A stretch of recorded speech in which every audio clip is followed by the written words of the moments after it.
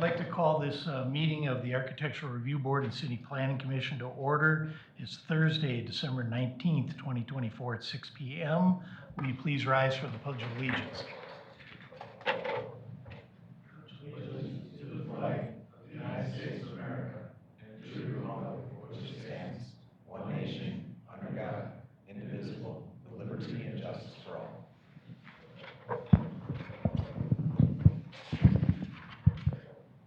Roll call, please. Wetke. Here. Hunter. Stocko. Here. Boardman. Here. Geeslin. Meinel. Here. Schroeder. Here. We've got the minutes of December 5th, 2024. Did everybody get a chance to review them? Any changes or corrections? Or Move to be approved as written. Second. got a motion and a second. Any discussion? All in favor? Aye. Opposed? The minutes are approved. The first item we have is Carrie Lancer LLC for 325 East Court Street, a rezone application, public hearing and recommendation. So I'll read this public hearing notice. Notice is hereby given that a public hearing will be held before the Planning Commission of the City of Elkhorn on December 19th, 2024 at 6 p.m. or soon thereafter, as the matter may be heard in the council chambers, city administration offices, 311 Seymour Court, Elkhorn, Wisconsin, for the purpose of hearing all interested parties, their attorneys or agents, with respect to a proposed amendment to the city's zoning map submitted by Carrie Lancer LLC. The City of Elkhorn seeks to amend the zoning map to rezone the parcel located at 325 East Court Street from RM2 multifamily residence district to a B2 community business district. The property is more precisely identified by the tax parcel ID YUNE00025A. And anyone here for public comment or for public hearing? Public hearing is closed.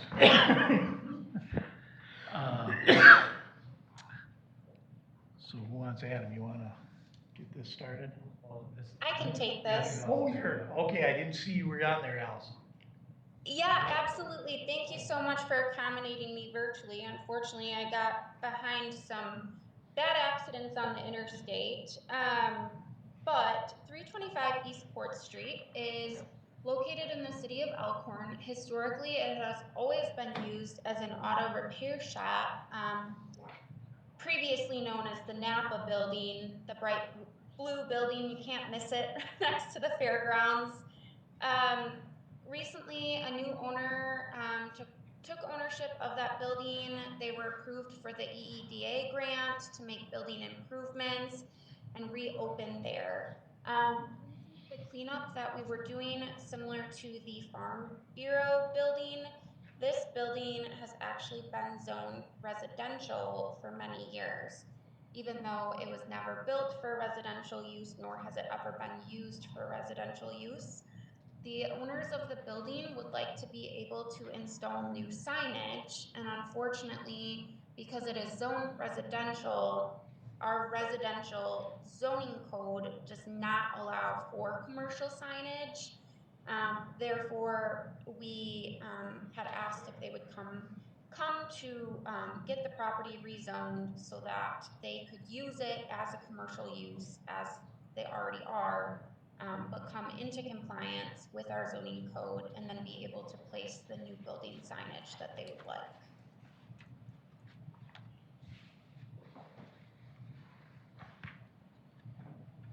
Okay, does anyone have any questions about this rezone? Any comments? I would make a motion to go ahead with the reason and recommendation to council. So we've got a motion and a second. Any discussion, questions? All in favor? Aye. Opposed? Motion passes. This will go on to council. Our second item is Creekside Community Development for the vacant lot on South Lincoln Street at the intersection of East Deer Road, an SIP application discussion and recommendation This was tabled, I think, at a prior meeting, so. I'll make a motion to on-table. Second. Got a motion and a second. All in favor? Aye. Opposed? It's back on the table. All right, who wants to start this? Wonderful. I can just start with a very brief introduction. As you know, Creekside has been to the Plan Commission a couple of times now. The first step with their planned unit development was to get their GDP, or General Development Plan, approved. That has been done, and they've satisfied that portion of the planned unit development. The final step is approval of their SIP, or Specific Implementation Plan. At a prior meeting, we did go ahead and table that due to some information that we were still needing and working through with the applicants. Since that meeting, our staff and team alongside Kapoor has been working diligently with Cardinal Engineering and the entire Creekside Community Development team. And I think that we are ultimately at a place where we can go ahead and recommend approval of their specific implementation plan. A big portion of the specific implementation plan was the engineering aspect of things. So I will let Naomi kind of go through her review and her conditions of approval within this SIP. As well as if the applicant is there and has anything they would like to add as well. Thank you, Allison. I have a review letter dated December 18th I think it got emailed to you all last minute. Thank you for having a chance to look at it. We have reviewed the plans that were submitted on December 10th. And a revised stormwater management report dated the same date. As you know, the SIP is only for the residential portion of the development. There are 2 commercial lots that border Lincoln that will need their own specific implementation plan. So they will be coming in separately to go through that process. The site plan for Creekside Apartments right now incorporates the public utilities, both water and sanitary, as well as private roads. There are 2 access, or potentially 3 access points, but those access points, as you know, can have some kind of unusual conditions, and the fact that the city is working with the railroad for the connection at Getson, and then the DOT needs to approve the Creekside Boulevard and the North Access Road. So that would be my first condition, is that this approval is subject to the final engineering and WISDOT approval of the proposed North Access Road and the Creekside Boulevard with Lincoln and Deer Road intersection. The geometry is essentially shown on the plans. However, specifics such as utilities grading and signal layout and details are still being coordinated with those entities. The second condition would be that this approval is subject to ADA details for crossings throughout the development and within the public road right-of-way. Typically, we see details for each ADA ramp, signs, guardrails. There's some areas where we think handrails and other ADA requirements will be required throughout the development, and working through some of those details as well. There's just a few conflicts of labels on the plans that we'd like corrected. Item number 4 is that the SIP is approved with, and we have a list of conditions specific to mostly the utility plan. Some of the profiles, the culverts weren't turned back on. There's 6-foot depth of water main. It kind of rises near a new termini that we specified in our last review. So we're looking for consideration on that. There's a 31-foot stub of water main that could be shortened. It's better for the water utility. So we would like to discuss that option. There's some match lines that need to be updated and such. So those are basically items 5 through let's see, 5 through 19 are specific to utilities, so underground work that could be clarified on the plans prior to the city has to recommend approval to welcome it in the state for permitting. So we ask that those be addressed prior to that happening by the city. And then we need a financial surety in the amount of 120% of the cost to install these public improvements. So we're asking for the itemized engineer's cost estimate so we can review that.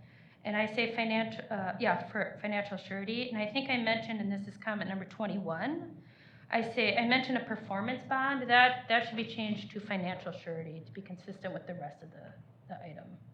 So that's always subject to attorney review and city acceptance of whatever form that comes in order to protect against the installation of those public utilities and the public roadway. And then requiring that the stormwater and utility as-built information be submitted for the city review prior to acceptance. The stormwater maintenance agreement, we have a draft, but that needs to be recorded and signed prior to the completion and then updated with the as-built information. And we're also requiring a pre-construction meeting be held. Those are my conditions. All right, thank you, Naomi. Do you have anything you want to add, or are you aware of all the conditions and no issues or problems? No issues at all. Living conditions, it's fine. Okay, well, I think we've made a lot of progress since the last time. Based on the engineers, or pardon me, the Kapoor's report, I would move for approval of the SIP with the 24 conditions attached.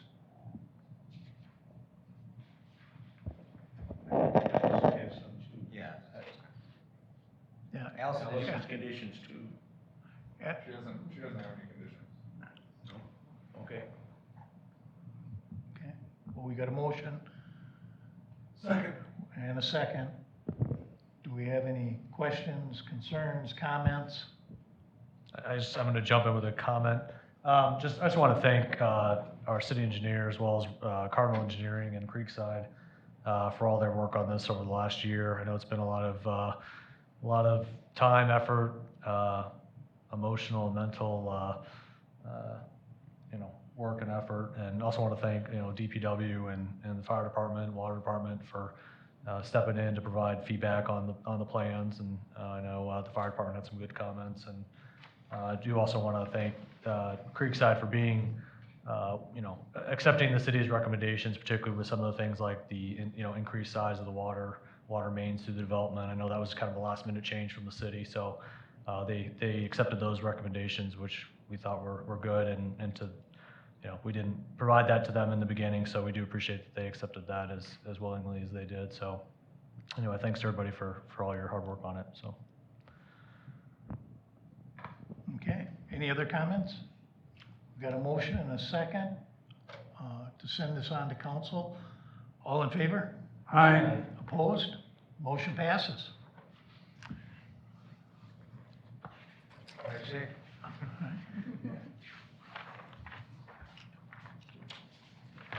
Do you have these general discussion items? You can see what Alfred did there, jump in. Okay. Allison, are you still there? I sure am. All right. I can jump right in. The general discussion items we're looking at.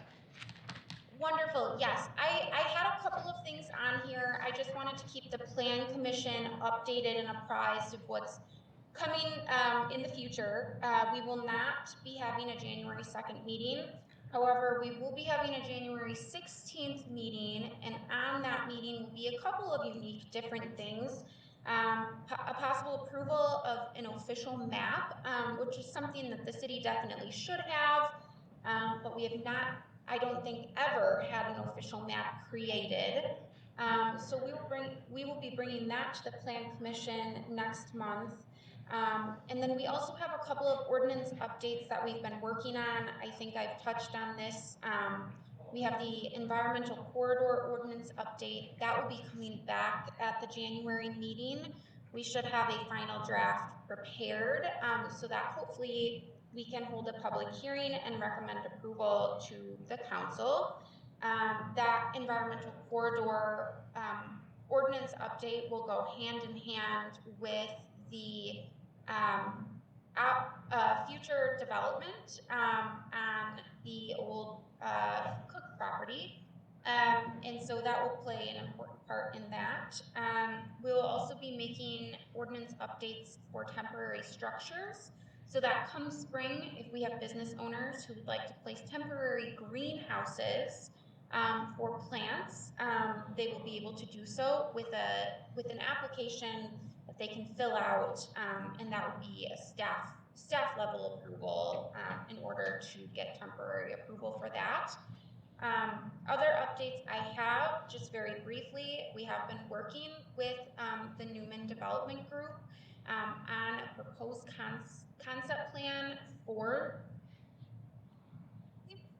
and they will also be appearing at our January 16th meeting for that concept review.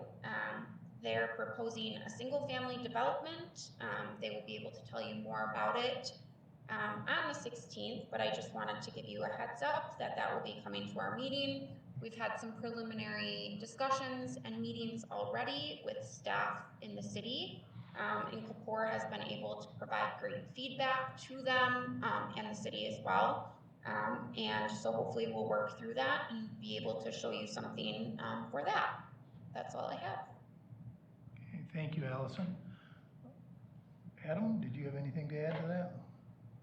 No, Mayor, I think Allison Covered it. summarized it well, yeah. All right. And everyone caught the fact, no meeting January 2nd? Sounds like a long meeting on the 16th. So, everybody, maybe we'll get that dinner that Ken's asking about. Yeah. So, motion to adjourn? So moved. Second. All in favor? Aye. Opposed? We're adjourned.